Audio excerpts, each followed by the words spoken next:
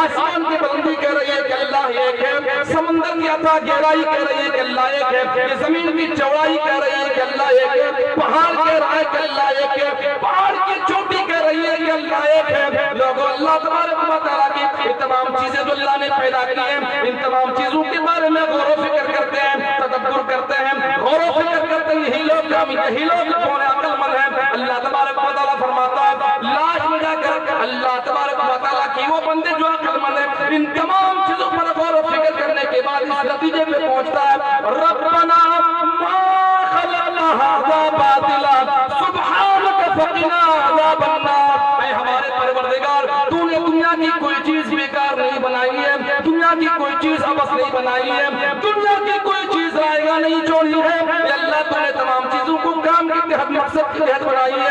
لاش میں جا کر بندہ یہ عرض کرتا ہے اے اللہ ربنا ما خلقت هذا باطلا سبحانك فقنا عذاب النار۔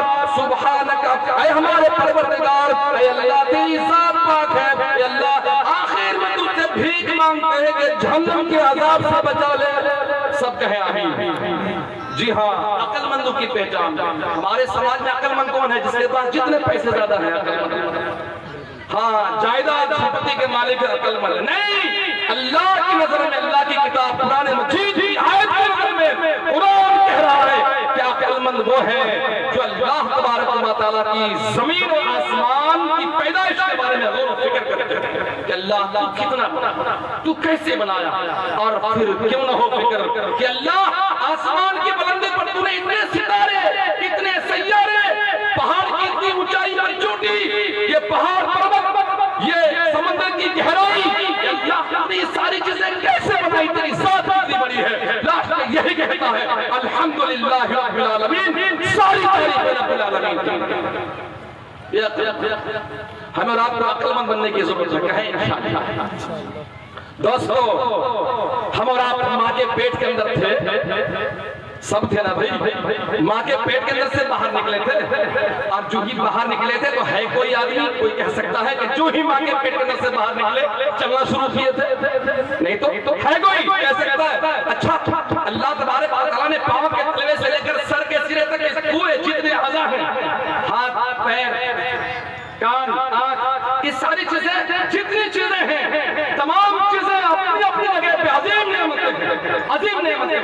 ذرا بتائیں کہ جتنے لوگ یہاں موجود ہیں، کس کے کان نہیں ہیں، کس کی آنکھیں نہیں ہیں، کس کا دل نہیں ہے، کس کے پیر نہیں ہے؟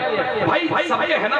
اگر ہیں تو آپ نے ان تمام اعضاء کے بدلے میں اللہ کا شکر کتنا کیا ہے؟ جی ہاں، اللہ تبارک و تعالیٰ فرماتا ہے واللہ اخرجکم من بطون امہاتکم لا تعلمون شیئا، واللہ اخرجکم من بطون امہاتکم، اللہ تبارک و تعالیٰ نے تمہاری ماں کے پیٹ پہ اندر سے تمہیں باہر نکالا ہے۔ غور سے سنیے گا، واللہ اخرجکم من بطون امہاتکم، اللہ تبارک و تعالیٰ نے تمہیں تمہاری ماں کے پیٹ کے اندر سے باہر نکالا ہے۔ جس وقت تم اپنے ماں کے پیٹ کے اندر سے باہر نکلے تھے، تمہاری پوزیشن یہ تھی، تمہاری حیثیت یہ تھی، لا تعلمون شیئا، تم کچھ نہیں جانتے تھے، تم کچھ نہیں جانتے تھے۔ آنکھیں رہنے کے باوجود اندھا، اس کا مطلب یہ ہے ماں کو پہچاننے کا ہنر نہیں تھا، باپ کو پہچاننے کا ہنر نہیں تھا۔ ایک بچہ جب ماں کے پیٹ کے اندر سے باہر نکلتا ہے، اس کو اس بات کی تمیز نہیں ہوتی ہے، آنکھیں رہنے کے باوجود وہ کہہ نہیں سکتا ہے، پہچان نہیں سکتا ہے کہ میرے دادا ہے، یہ میرا باپ ہے، یہ میرا چچا ہے، نہیں کہہ سکتا تھا۔ اللہ تبارک و تعالیٰ فرماتا ہے وَجَعَلَ لَكُمُ السَّمْعَ وَالْأَبْصَارَ وَالْأَفْئِدَةَ، پھر اللہ تبارک و تعالیٰ نے یہ کچھ دنوں کے بعد، یعنی کہ وقت گزرنے کے ساتھ ساتھ ایک ٹائم ایسا آتا ہے اللہ تبارک و تعالیٰ نے آنکھوں کے اندر بینائی دی، یعنی کہ یہ صلاحیت اللہ نے پیدا کر دی کہ آنکھوں کے ذریعے سے تم پہچان سکو کہ تمہارا ابا کون ہے، تمہاری ماں کون ہے، تمہارا دادا کون ہے۔ اللہ فرماتا ہے وَجَعَلَ لَكُمُ السَّمْعَ، پھر اللہ تبارک و تعالیٰ نے تمہیں کانوں میں سننے کی طاقت دی۔ بھائی جب بچہ ماں کے پیٹ کے اندر سے باہر نکلتا ہے، آنکھیں ہیں، دیکھنے کی طاقت نہیں ہے، پیر ہے، چلنے کی طاقت نہیں ہے، ہاتھ ہے، پکڑنے کی شکتی نہیں ہے، یہ ساری چیزیں ہونے کے باوجود بھی، آنکھیں رہنے کے باوجود کانا، ہاتھ رہنے کے باوجود لولا، ہاتھ رہنے کے باوجود لولا، پیر باہر رہنے کے باوجود لنگڑا، یعنی کہ ساری چیزیں ہیں تو لیکن طاقتور نہیں ہے، چلنے کی طاقت نہیں ہے، پھرنے کی طاقت نہیں ہے، بولنے کی طاقت نہیں ہے۔ لوگوں اللہ تبارک و تعالیٰ فرماتا ہے وَجَعَلَ لَكُمُ السَّمْعَ وَالْأَبْصَارَ وَالْأَفْئِدَةَ، پھر اللہ تبارک و تعالیٰ نے آپ کو تمہیں دل بھی دیا۔ اچھا یہ ساری چیزیں دی کیوں؟ ساری چیزیں کیوں دی؟ آنکھیں دی، ہاتھ دیے، پیر دیے، زبان دی، دل دیا، دماغ دیا، کھوپڑی رکھی، یہ ساری چیزیں دی کیوں؟ اللہ فرماتا ہے لَعَلَّكُمْ تَشْكُرُونَ، تاکہ تم اللہ تبارک و تعالیٰ کا شکر گزار بندہ بنو، اللہ کا شکر ادا کرو، سب کہو الحمدللہ۔ دوستو بدلنے کی ضرورت ہے۔ کیا اللہ نے یوں ہی زندگی دے دی ہمیں؟ بیکار کی زندگی دی؟ کیا ہمیں مرنا نہیں ہے؟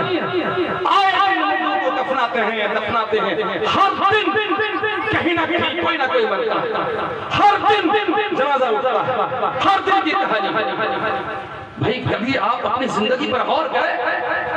قرآن کی آیت چھپ کر اعلان کرتی ہے منہا خلقناکم وفیہا نعیدکم ومنہا نخرجکم تارۃ اخری۔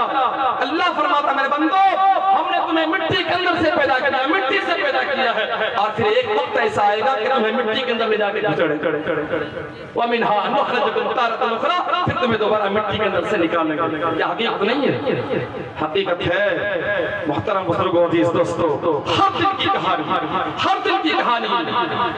بھائی ایک باپ اپنی اولاد کے لیے کیا نہیں کرتا ہے، لیکن کب تک کرتا ہے؟ جب تک اس کی سانس چل رہی ہے تب تک نہ۔ جو ہی سانس نکلی، عزرائیل جو ہی دھاوا بولا، روح نکلی، باپ ہو ٹھیک ہو، اپنی اولاد کے لیے ہر ممکن طریقے کوشش ہوتی ہے کہ ہم کچھ بھی کریں، اولاد کی خوشی کے لیے زمین جائیداد سمپتی میں اضافہ کرنے کے لیے دوسرے کی زمین دبانا، کیا نہیں کرتے ہیں، دن رات ایک کر دیتے ہیں۔ کیوں بھائی؟